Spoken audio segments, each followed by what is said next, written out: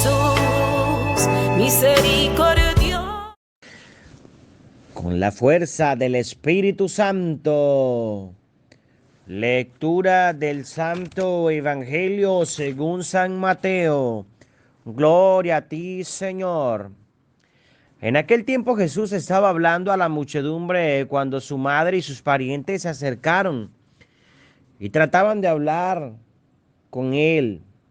Alguien le dijo entonces a Jesús: Oye, ahí fuera están tu madre y tus hermanos y quieren hablar contigo. Pero él respondió: ¿Quién es mi madre y quiénes son mis hermanos? Y señalando con la mano a sus discípulos dijo: Estos son mi madre y mis hermanos, pues todo el que cumple la voluntad de mi Padre que está en los cielos, ese es mi hermano, mi hermana y mi madre. Palabra del Señor. Gloria a ti, Señor Jesús. Queridos hermanos, qué alegría el poder compartir con ustedes hoy jueves sacerdotal la palabra de Dios, la Eucaristía, el poder compartir con ustedes el mensaje, el alimento espiritual, el poder orar por los sacerdotes, el poder orar por los enfermos, el poder orar por sus difuntos, el poder orar por esas personas que ustedes han escrito, que oremos por ellos.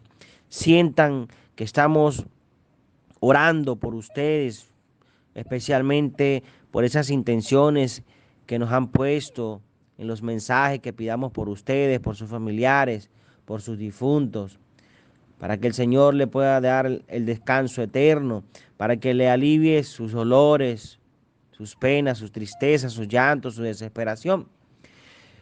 Recordemos que hoy jueves sacerdotal oramos por todos los sacerdotes, especialmente esos sacerdotes ancianos que han dedicado toda su vida a trabajar por el reino de Dios. Pidamos pues la presencia del Espíritu Santo para que venga sobre cada uno de nosotros. Ven, Espíritu Santo, llena nuestros corazones de tu luz, de tu amor, de tu sabiduría, de tu verdad. Infunde en nosotros la gracia de poder predicar esas palabras de consuelo, de aliento, de sanación y liberación.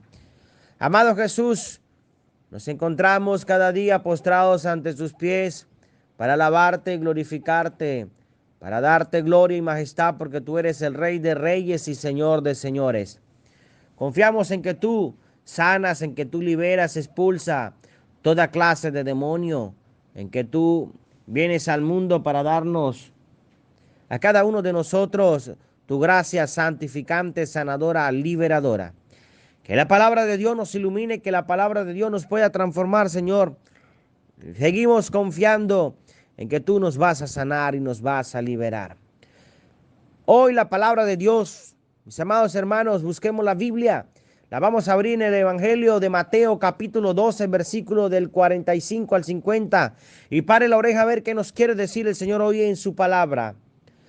En aquel tiempo Jesús estaba hablando a la muchedumbre. Siempre está el Señor hablando, enseñando, formando, orando. Quiere decir que no podemos nosotros parar de orar. No podemos parar nosotros de formarnos. El católico cristiano tiene que formarse. El católico cristiano tiene que prepararse. El católico cristiano tiene que saber dar respuestas de su fe, de su creencia. No existe nadie ignorante, existen son los perezosos que no se quieren preparar para saber dar respuestas de la palabra de Dios. Y por eso los hermanos evangélicos hacen estrago con muchos hermanos católicos. No los dejan ni hablar porque no tienen palabras para poder defenderse. La muchedumbre, cuando su madre y sus parientes se acercaron y trataban de hablar con él, alguien le dijo entonces a Jesús, le dieron un mensaje a Cristo, le dieron un mensaje al Señor. ¿Cuál fue el mensaje? A ver, escuche, pare la oreja. Oye, Jesús, ahí fuera están tu madre y tus hermanos si quieren hablar contigo. Pare la oreja bien lo que dice la palabra de Dios hoy. Están tu madre y tus hermanos si quieren hablar contigo. ¿Acaso no hemos escuchado a los hermanos evangélicos protestantes cuando dicen que María no es virgen? no hemos escuchado los hermanos protestantes cuando dicen que Jesús tuvo más hermanos, que si los hijos de Zebedeo eran hermanos de Jesús. Y como no sabemos dar respuestas de nuestra fe y no nos sabemos defender, pues creemos lo que estos hermanitos nos dicen. Y por lo tanto, traicionamos nuestra iglesia, traicionamos nuestra fe, nuestra creencia. Usted, que tiene tiempo, estamos en cuarentena, prepárese, fórmese, haga oración, busque la palabra de Dios, busque las sagradas escrituras, para que no pueda caer usted en la tentación de darle la espalda a Dios, yéndose a otra iglesia protestante, otra iglesia que no es la que Cristo ha fundado, sencillamente porque le dicen que María tuvo más hijos y Jesús tuvo más hermanos. María será siempre virgen, siempre será virgen. Y me atrevo a decir, ¿y cuál es el problema? ¿Cuál es el problema? Padre, pero entonces, ¿cómo hizo Jesús para salir? Si cuando una mujer da a luz, si cuando una mujer, como se habla en criollo, pare, ¿qué sucede? Pues el niño sale por su parte íntima y termina la mujer de perder su virginidad. ¿Cómo hizo el niño Jesús, el niño Dios, para nacer? Pues entonces, así como entró, así salió. ¿Cómo así? ¿Cómo entró el niño Jesús? Por obra y gracia del Espíritu Santo.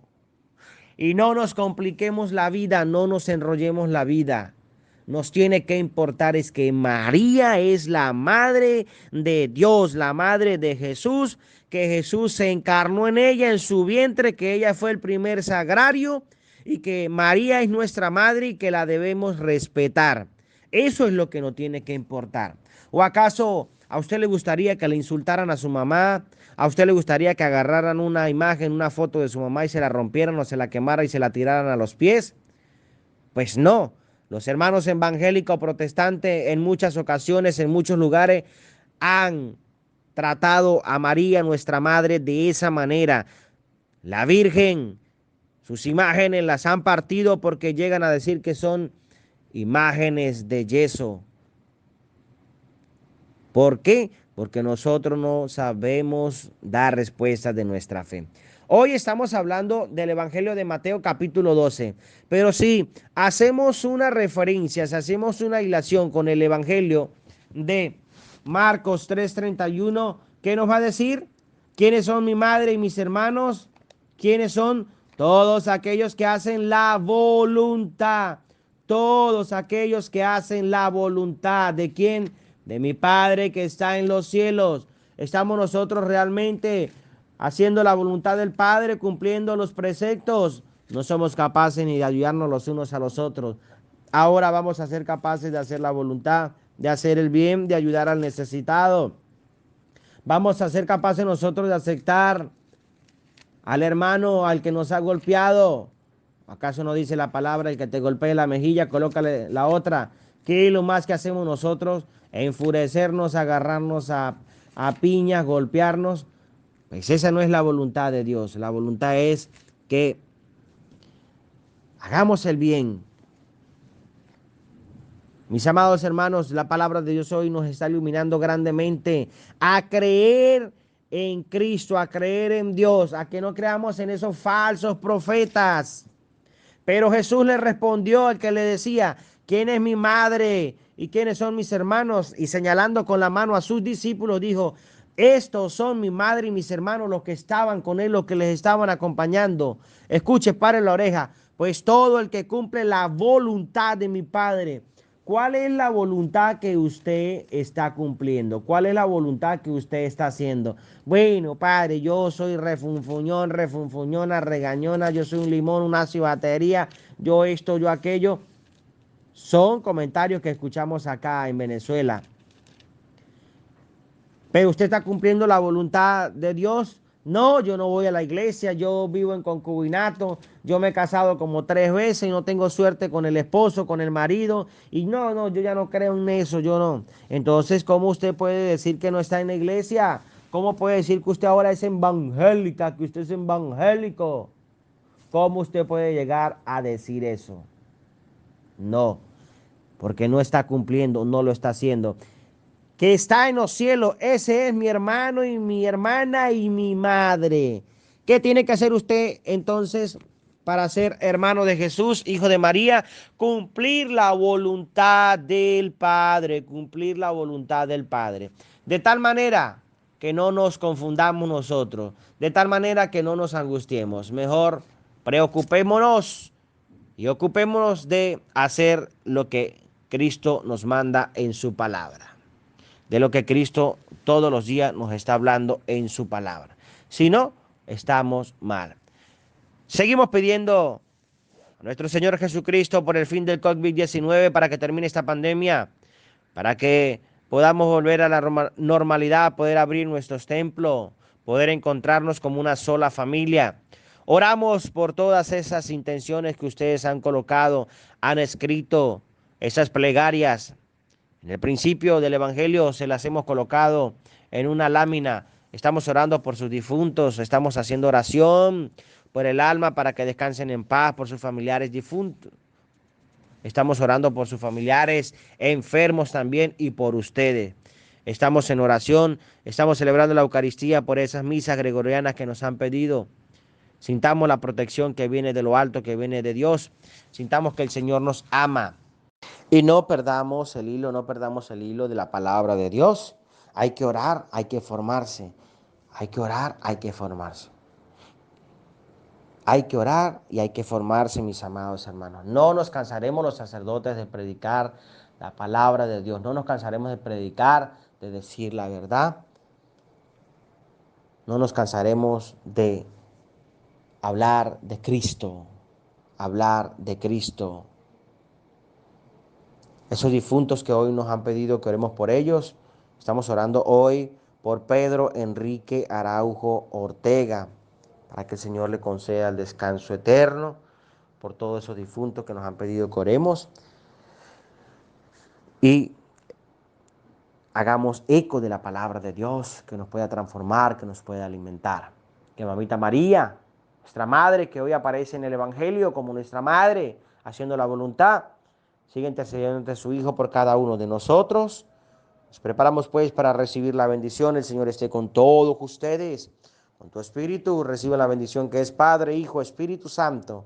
Descienda sobre ustedes y les acompañe siempre. Les habló el Padre Cristóbal Araujo. Un fuerte abrazo y les quiero mucho. Dios les cuide. Dios les bendiga.